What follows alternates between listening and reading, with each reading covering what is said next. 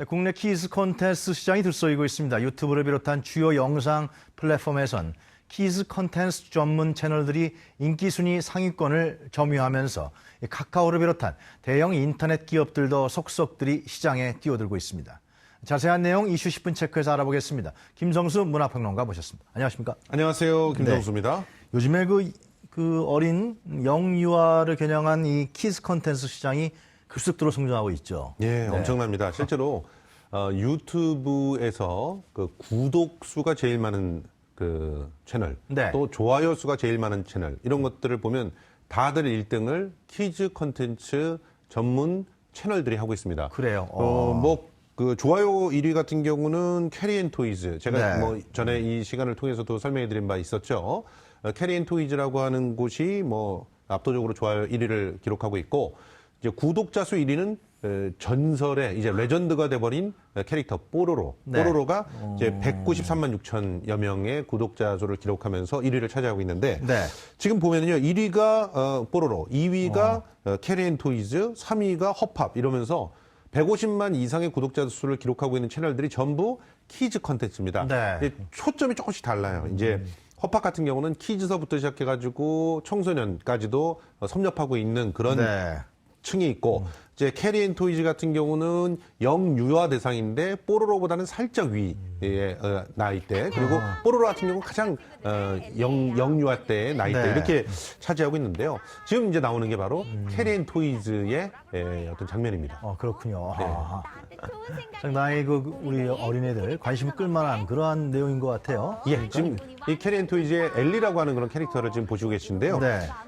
사실 올 상반기 시청자가 가장 많이 늘어난 국내 유튜브 채널 중에 최상위권은 전부 다 어린이 아니면 네. 음악이었습니다.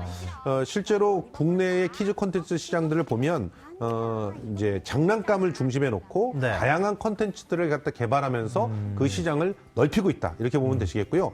대표적인 것들 중에 하나가 캐리앤토이즈, 그리고 또 뽀로로, 그리고 토이마트, 네. 그리고 지금 여기 나오는 저 얼굴은 지금 지니라고 하는데요. 이전에 캐리앤토이즈의 일대 캐리였습니다. 근데 저 캐리를 서로 잡겠다고 싸움이 났었죠. 그래서 캐리가 그만두면서 여러 가지 구설수가 있었다는 걸 설명해 드렸는데, 지금은 지니 채널로 독립을 했는데요. 네. 놀라지 마세요. 지니 채널로 가서도 33만의 구독자를 단기간 내에 확보했습니다. 대단하군요. 예, 그러니까 이런 정도니까 그 힘과 폭이 엄청나다, 이렇게 볼 수밖에 없겠죠. 이렇게 성장하게 된 요인을 어떻게 볼 수 있습니까? 그럼? 뭐 기본적으로요, 네. 아이들의 눈높이에 맞춘 컨텐츠가 나와 있다는 거예요. 그렇죠. 저희 아들이 5살이지 않습니까? 이 5살짜리 손에 휴대폰을 딱 쥐어주기만 하면 네. 이제는 지가 유튜브를 들어가서 유튜브에서 자기가 좋아하는 채널을 골라서 네. 구독을 합니다. 그러니까 지금은 이제 우리 아들 같은 경우는 헬로 카봇에서 이제 다이노마스터라고 하는 걸 지나더니 지금 네. 티버스터라고 하는 걸로 가 있거든요. 저는 티버스터라고 하는 그 애니메이션을 아들 때문에 처음 봤습니다. 네. 그런데 굉장히 그 눈높이가 이 5살서부터 한 11살까지의 아이들에게 특화되어 있는 그런 애니메이션이더라고요. 실제로 지금 현재 또 핑크퐁 같은 경우, 네. 핑크퐁 같은 경우는 동요를 가지고 만든 컨텐츠들입니다. 그래서 실제로 장거리 운전을 할 때 핑크퐁을 그냥 틀어주면 아이가 가장 좋아해요. 지금 나오죠? 이제 핑크퐁이라고 하는 영상입니다. 저 영상은 저렇게 상어, 저게 이제 그 핑크퐁에서 가장 히트한 노래인데요. 저 상어 노래를 통해 가지고 영어 버전, 무슨 민요 버전 다양하게 만들어서 그걸 네. 전부 다 또 콘텐츠로 소비하고 있는데 아이들이 굉장히 좋아하는 그런 노래입니다. 실제로 기본적으로 이런 키즈 콘텐츠의 특징은 하나 만들어서 정착이 딱 되면 계속적으로 거듭해서 시청을 합니다. 그러니까 구독자 수 계속 올라갈 수밖에 없고요. 그리고 아이들의 눈높이에 맞는 캐릭터를 만들어 놓기만 하면 그 캐릭터들이 계속 부대 사업으로 원소스 멀티유즈의 원칙에 따라서 자기 발전들을 할 수가 있다는 측면에서 굉장히 시장성이 높은 그런 컨텐츠들이라고 할 수 있습니다. 근데 세계적으로도 인기가 높다고 그래요. 그럼요. 우리나라뿐만이 아니고요. 실제로 지금 이제 구독자 네. 수에 있어서 4위 그룹에 속하는 토이마트 TV라고 있는데, 네. 여기 같은 경우는 터닝 메카드, 시크릿 주주, 타요 같은 장난감들을 네. 이용해서 놀아요.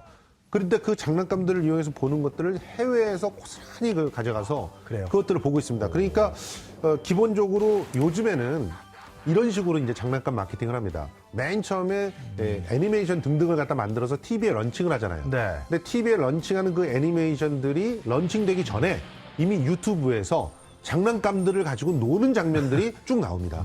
그리고 그 장난감들과 함께 출시된 장난감들과 함께 그 애니메이션의 장면들이 하이라이트로 보여지고요. 네. 그렇게 되면서 거기서 관심을 끌게 되면 자연스럽게 이 매출로서 장난감의 매출로서 이어지게 되는 거죠.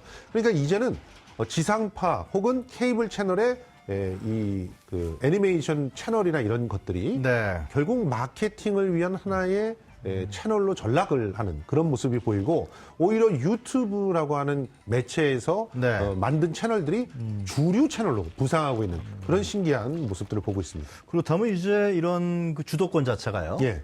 시장에서의 주도권이 이제는 인터넷으로 완전히 옮겨갔다. 그렇게 우리가 봐야 됩니까? 예. 상징적인 사건이 하나 있었죠. 네. 캐리앤토이즈의 일대 캐리였다가 지니 채널로 옮겨가서 자기 맞아요. 이름을 찾았던 이 강현진 씨. 강현진 씨는 지난 19일에 그 KBS죠. TV 유치원의 개편을 통해서 드디어 강현진 씨가 그 TV의 진행자가 됐습니다. 지생파에. 네, 예. 지상파의 진행자가 된 거예요.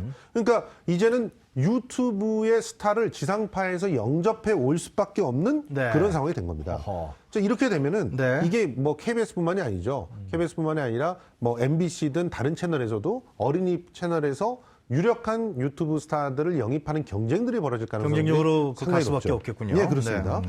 지금 현재 키즈 콘텐츠 시청 시간이 네. 특히나 모바일이나 이런 인터넷 쪽이 95%가 성장을 한 반면 지상파나 케이블 채널에서의 TV 시청 시간은 사실은 떨어지고 있는 그런 상황입니다. 네. 실제로 지상파 TV에서의 그 TV 콘텐츠들은 지금 EBS 정도를 제외하고는 굉장히 참 시청률이 낮아져 있는 그런 상태예요. 네. 그런 상태이기 때문에 결과적으로는 주도권은 전부 인터넷으로 모바일로 옮겨갔다 이렇게 볼 수밖에 없는 거죠. 그러면 결국 이제 컨텐츠 기업도 같이 결합해서 발전하는 거 아니에요? 그렇습니다. 네. 그러니까 기본적으로 이 키즈 컨텐츠 시장은 독자적인 자기 채널들을 갖춰 나가면서 거대하게 성장을 했는데요. 지금 그 이 컨텐츠 기업과 동시에 성장하고 있기 때문에 네. 굉장히 빠른 속도로 시장 자체를 재편하고 있다고 볼 수 있는데 네. 지금 뭐 그 카카오 같은 경우가 최근 들어서 이 유아 키즈 시장에 뛰어들어서 굉장히 네. 성과를 내고 있습니다. 예. 유아 콘텐츠 전문 자회사 블루핀을 만들었는데 카카오 키즈라고 해서 키즈 월드라고 하는 거를 바꿔서 카카오 키즈라고 하는 걸 만들어서 지금 서비스를 시작을 하고 있는데요. 네. 이 키즈 월드는 2013년 3월에 출시됐는데 지금 전 세계 글로벌 시장에서 인기가 있는 채널입니다. 누적 다운로드 수도 3천만 건에 달했는데 이것을 카카오가 받아들여서 카카오로 이제 그 브랜드를 바꿔서 시작을 하고 있는 거죠. 이러면서 더욱더 적극적으로 글로벌 시장을 노리고 있는데요.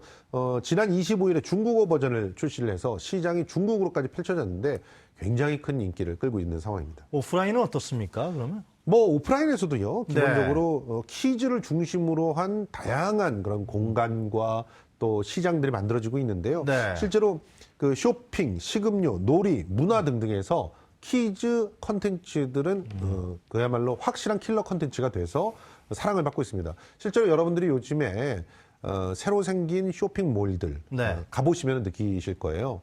이 쇼핑몰들의 입구는 키즈 컨텐츠들로 채워져 있습니다. 놀 수 있는 곳들이 입구 중심으로 배치가 돼 있어요. 그래서 네. 여기서 신나게 놀면서 결과적으로는 들어가서 다른 쇼핑들을 할 수 있게끔 유도하는 거예요.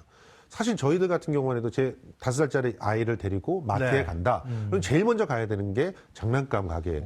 장난감 그 코너로 가야 됩니다. 그래서 장난감 코너에 가는 그런 일 때문에 그 중간에 거치게 돼 있는 그런 매대를 보고 네. 거기서 상품을 사게 돼 있어요.